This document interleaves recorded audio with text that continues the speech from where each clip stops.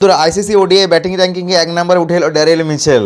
তো আসারই কথা, সবাই সেটাই ভাবছিলাম।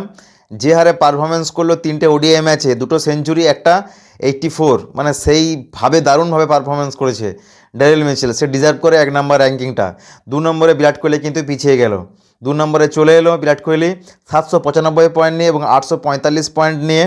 আইসিসি ওডিআই র্যাঙ্কিংয়ে 1 নম্বর ড্যারেল মিচেল নিউজিল্যান্ডের। ভারতের বিরাট কোহলি 2 নম্বরে 795 পয়েন্ট নিয়ে। 3 নম্বরে হচ্ছে ইব্রাহিম জাদরান 764 পয়েন্ট নিয়ে আফগানিস্তানে। এবং 4 নম্বরে চলে এসছে রোহিত শর্মা 757 পয়েন্ট নিয়ে। ভারতের রোহিত শর্মা 4 নম্বরে। 5 নম্বরে হচ্ছে তোমার শুভমন গিল 723 পয়েন্ট নিয়ে ভারতের। এবং 6 নম্বরে বাবর আজম 722 পয়েন্ট নিয়ে পাকিস্তানের। 7 নম্বরে হ্যারি টেক্টর 708 পয়েন্ট নিয়ে আয়ারল্যান্ডের। এবং 8 নম্বরে সাই হোপ ওয়েস্ট ইন্ডিজে 701 পয়েন্ট নিয়ে। 9 নম্বরে চারিত আসলাঙ্কা 690 পয়েন্ট নিয়ে শ্রীলঙ্কার।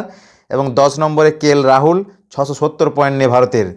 টপ 10-এর মধ্যে আইসিসি ওডিআই ব্যাটিং র্যাঙ্কিং 4 জন ভারতের: বিরাট কোহলি, রোহিত শর্মা, শুভমন গিল এবং রাহুল।